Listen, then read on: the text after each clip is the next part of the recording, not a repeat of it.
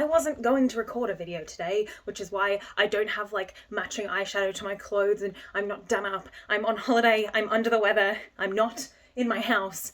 But I was so angry about the events of this morning that I had to say something. Fandomification of real people has gone too far. This all started on Tuesday morning when Kit Connor was forced out of the closet because he'd been seen out with a girl, God forbid. And people were wildly speculating and accusing him of queerbaiting because he plays a queer person in a show. Now, bearing in mind that his whole arc in the show is about the fact that he is a bisexual person who is not ready to come out of the fucking closet, but also the fact that bi men are allowed to date women, so just assuming that someone isn't queer because they're around a woman is not okay and very biphobic. Let's put all that aside and talk about the overarching issues of this that aren't just related to Kit Connor. And before I get to that, I would just like to say to Kit, I am so sorry this happened to you. There is no reason this should ever have happened to you, and I am so sorry. This is something that we as a society have set up to make happen over the last few years, and it is unacceptable, and we need to do something about it. Idolizing celebrity isn't new. It's been around since the age of celebrity, period.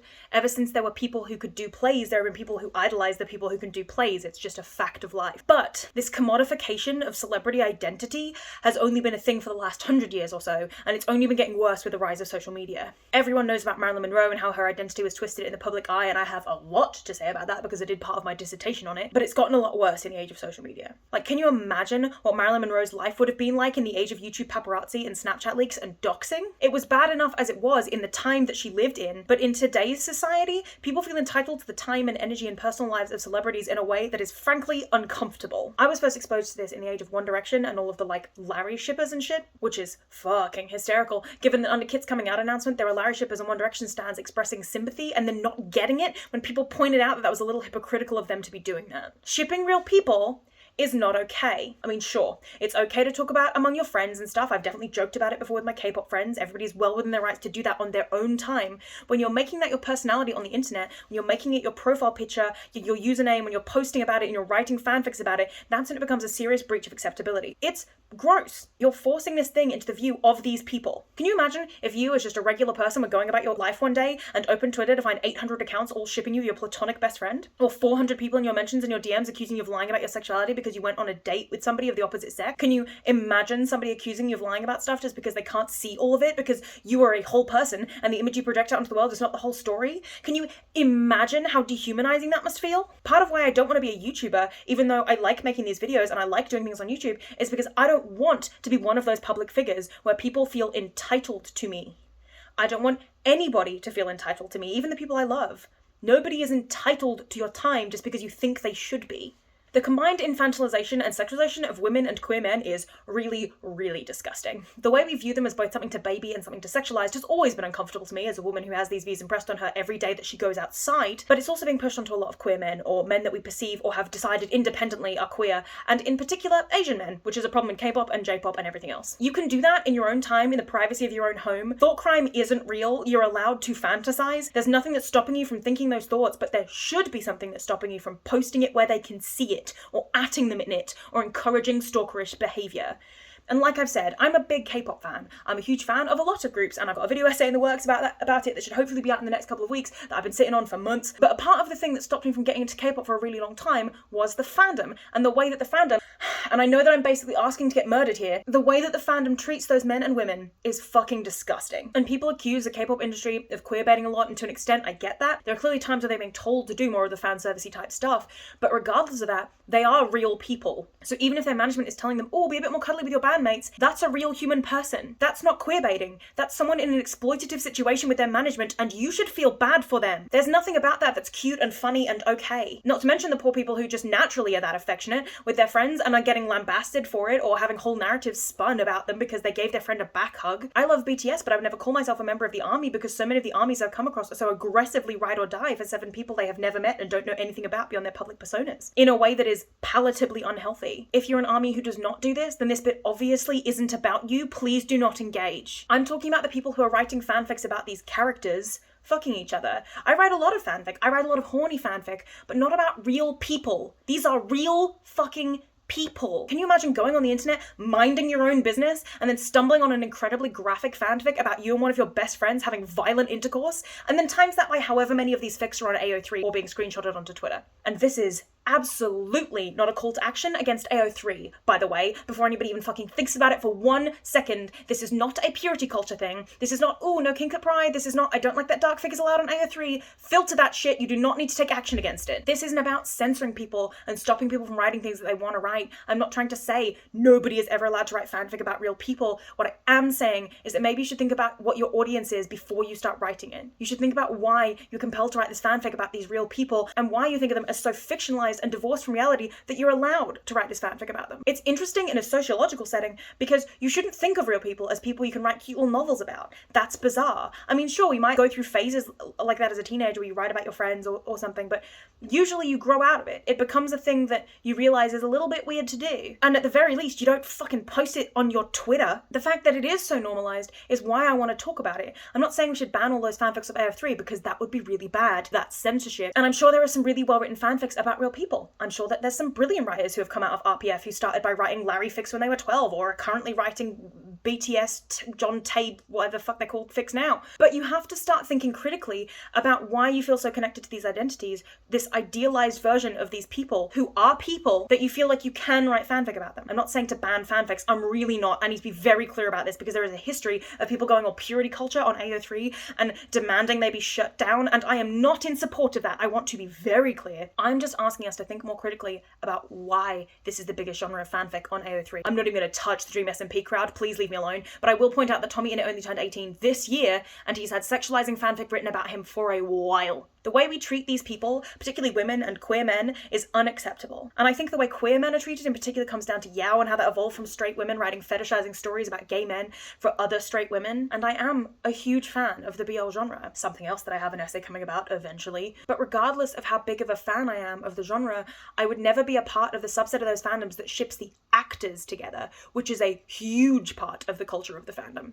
It's a really uncomfortable thing that is incredibly normalized to the point where the companies and the shows themselves encourage this behavior because it gives them more engagement. They want you to ship the actors who may or may not be comfortable with it at all because it drives up views. Lately, the industry has pulled back a bit on that and on making their actors do skinship and fan service, and they're hiring more intimacy coordinators on set, which is all good, but the fact that it was ever considered the norm is gross and exploitative, and we don't talk about it enough because we're not willing to hold up the mirror to ourselves and see how we're endorsing this behavior. And it happens to women as well. We do treat women this badly too. There is a reason why women are murdered by their superfans or have their houses broken into or reveal they're in an abusive relationship only to be met with scorn from their fans who have imagined their own personal relationship with them, who are less upset that the person they supposedly like so much is being abused than they are that she's married. The way Lil Nas X has handled the homophobia that's thrown at him daily is incredible, and I love and respect him, and I think he's doing a brilliant job, but he shouldn't have to do any of that. Nobody in this day and age owes you their time, owes you their identity, owes you anything, and it's crazy that we've reached a point where we think they do, even a little bit. The Ned Fulmer thing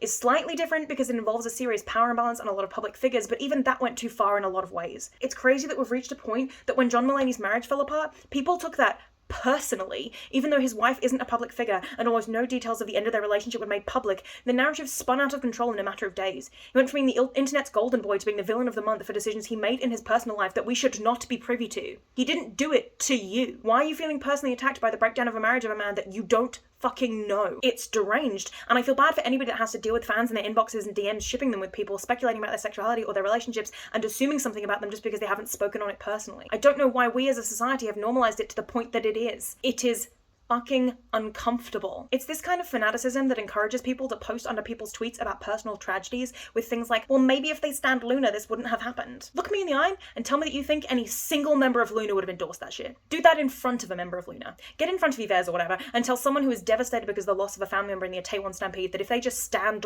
Luna, that tragedy wouldn't have happened to them. Do you think any one of those women would think that was okay? Fucking no. Yves would drop you where you stood and she'd be right to do that. And yet it's become normal to open Twitter and see any number of these crazed fans just screaming into people's faces.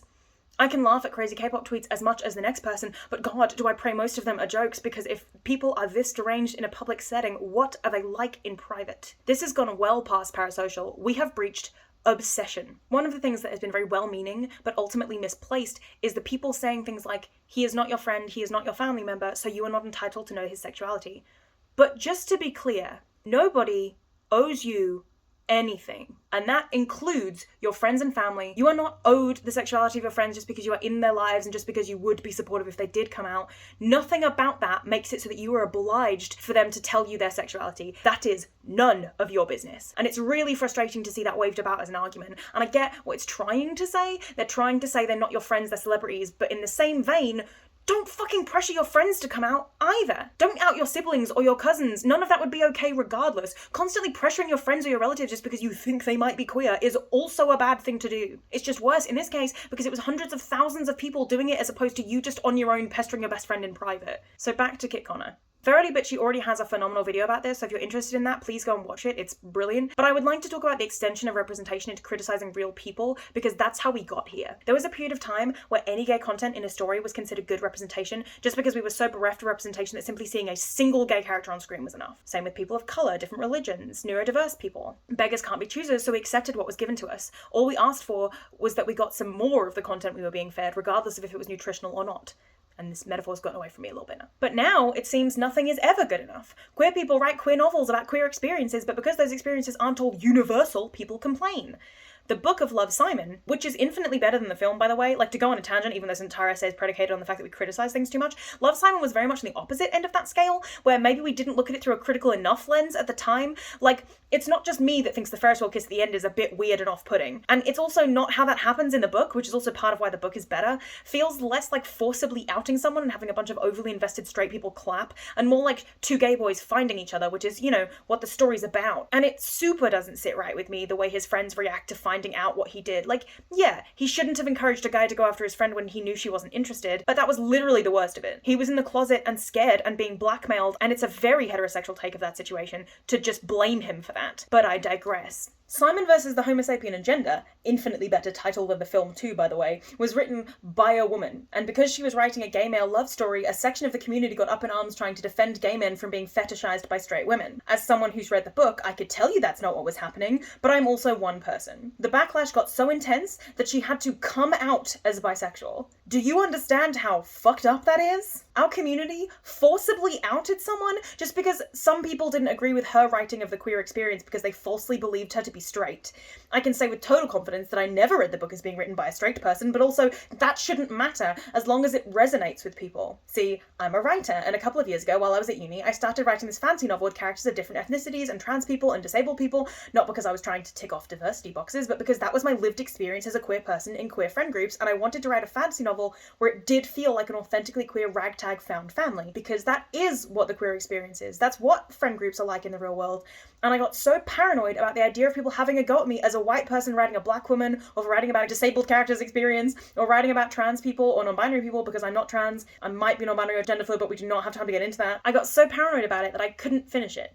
I still haven't finished it. It's sitting on my laptop. But I got so worried about how the community, my community, would over-dissect the things I wrote and tell me that's not allowed. You're told to write diversely, but then when you do, you're lambasted for quote-unquote bad representation, or for attempting to write, the criminal act of attempting to write from a perspective that, or race or gender or sexuality that isn't your own. This really over-puritanical view we have of things is making art harder to create. Colorblind casting is a fantastic step forward, but we should also be trying to write stories where someone's race matters to their character, because that's how people live in the real world. It's gross and uncomfortable the way we project things onto other people's writing or music or literal personality and then decide based on that we are right about those things. Like, you haven't checked with that person, you haven't thought about it any deeper than how you think about it, but you've decided that they have done something wrong by writing a black character that doesn't exactly fit into how you expect them to. But writing bad bi representation because that's not good for the cause, even though loads of people exist who are bad bi representation. I'm bad bi representation. I'm bad ace representation. I think about sex all the time. I talk about sex all the time. Do I ever want to have it? No. It's really frustrating, this constant balancing act that we as queer people and people of colour and disabled people have to do in order to exist in a way that is aesthetically pleasing to the audience that we are trying to perform content to.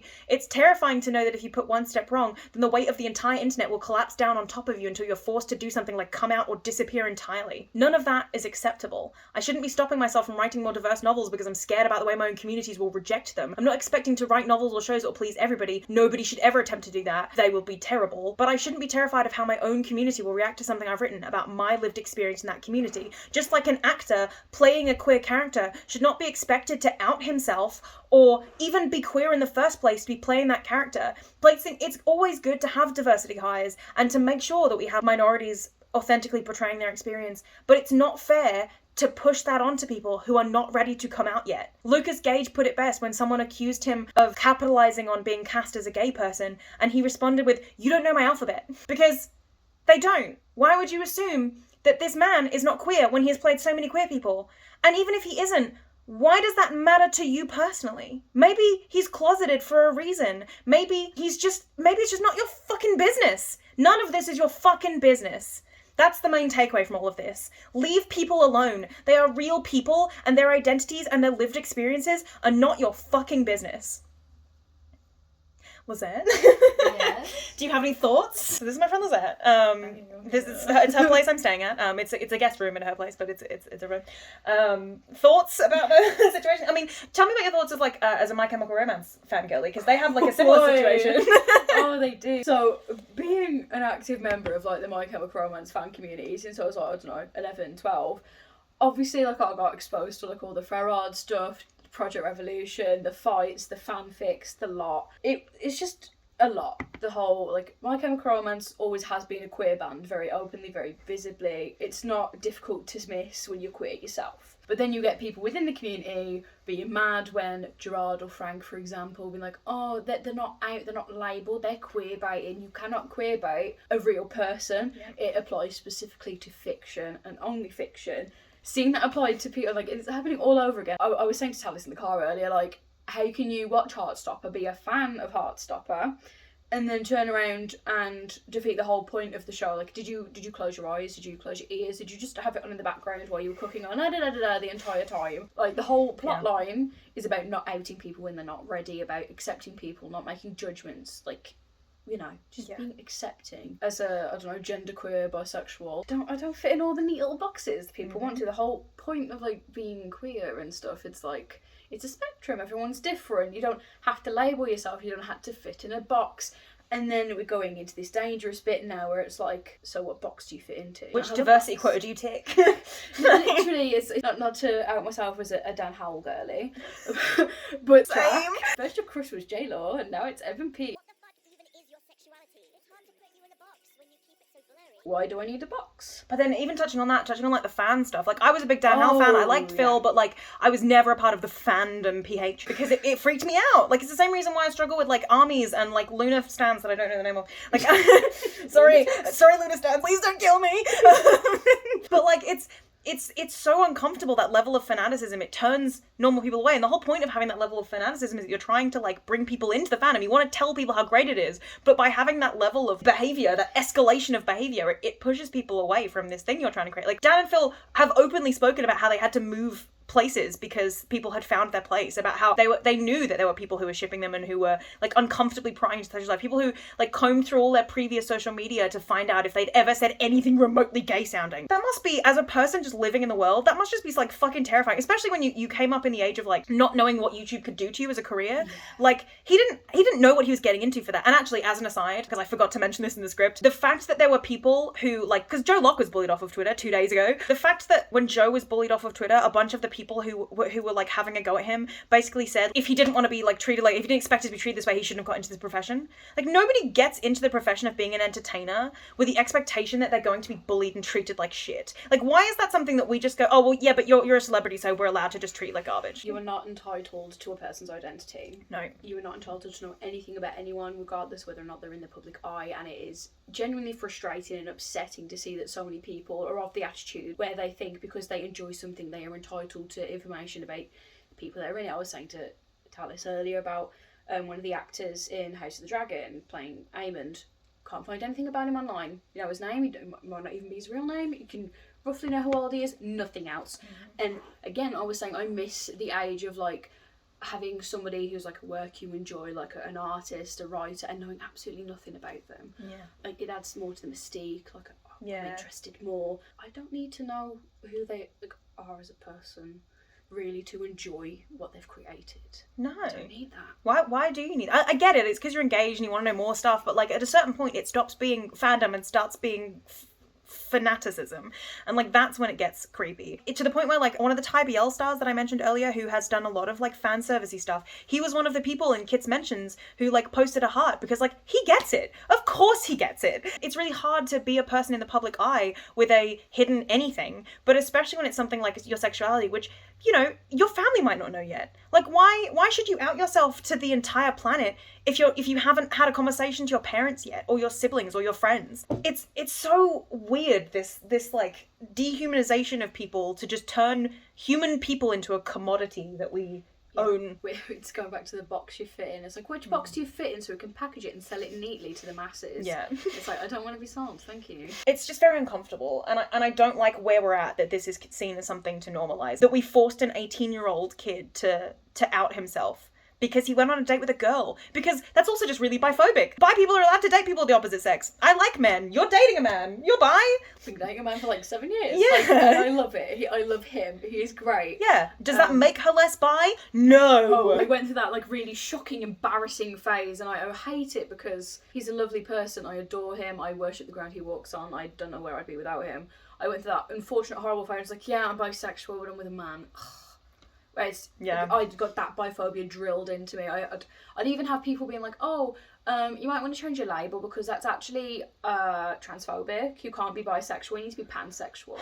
And I was like, no, Yeah. I identify as bisexual, and to me that's my gender, and genders that aren't mine. Yeah. Like, And bisexuality has always meant that, by the way. The label of bi has never been transphobic, and anybody who tells you that has not actually done their research. They do not know the history. It is a long and extensive and pretty well documented history, with exception to all of the trans research that the Nazis burned in the 40s, which, by the way, like all of the footage of book burnings, or like a lot of the footage of book burnings, is burnings of specifically trans research and queer doctors. Maybe he'll change his label in a year. Because when you're 18, you're allowed to. I changed my label when I was 21. Like, and I have a whole essay coming about that in the future. I'm working on it. But like... I have recently reconsidered my whole thoughts on gender and my personal gender identity. Same. I'm still working through that. You're allowed to change your label at any point, but like it's even harder when you have reached a point where you've announced your label to the world, and then what? But if you change it again, do you have to do this all over again? When Mariah Carey didn't want to admit she was pregnant, and Ellen forced her to admit it, she had a miscarriage a week later, and then she had to tell the world that she had a miscarriage instead of keeping that very private, personal thing to herself, because we weren't thinking of her as a person. We were thinking of her as an idol to know everything about and to worship. It's just really uncomfortable. That's the word of the day. It's just really uncomfortable. People want something to worship, something religion is dead, something replacing religion with idols, something making idols out of people. It is a complicated thing as far as like how we view celebrities, like the whole, oh, you're in the public eye, you deserve it. Like, you should know this is what you're getting into. No, you should. No.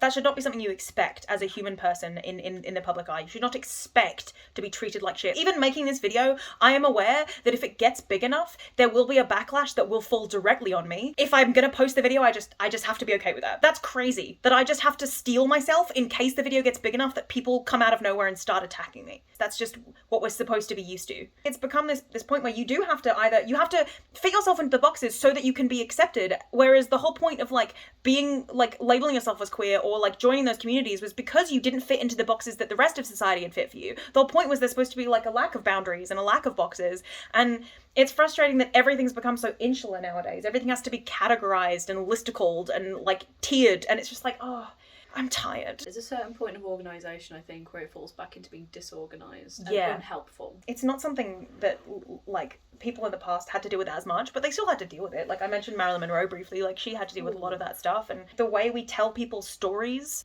even after they're gone, that's what my whole dissertation was on. I was on people whose voices have been taken away from them, and their stories have been, like, commodified and taken ownership of by the media and journalists and other people and people who own their estate now, and they rewrite the narratives of these people so that like the general worldwide view of them is something other than what they were, and it's really upsetting. I posted this comment on a video about the movie Blonde the other day, which by the way, you should watch this video, it's really good. Don't watch Blonde, it's terrible, but this is the comment that I posted, and a bunch of people were like, oh, like, please send me your dissertation so I can read it, and it was just like, yeah, so other people clearly have noticed that this is a problem. Like, there are people who are fully aware that we need to like pull back and do something about this, but nobody has the tools because the loudest voices are the ones doing the real deranged shit. Oh yeah. The real deranged shit. Final thoughts? Treat people with respect. Bare minimum. Bare minimum. Touch grass. fucking touch some fucking, go outside, lie down, face down, touch grass. Find a forest if need be. But if a forest is not available, little tiny patch of grass. Tiny bit of grass, it's fine. Yeah. Even little cactus. Houseplant. Yeah. Just be open-minded. Yeah. Don't be an asshole. Yeah, don't. Common sense. I know it's in limited supply, but it's out there. Yeah. You can find and you can find some. Think, would I like to be treated like that? You know, golden rule. So anyway, in closing, you are not entitled to anybody else's time, whether that person is a celebrity or your friend. They don't owe you pieces of themselves. That's not how the world works.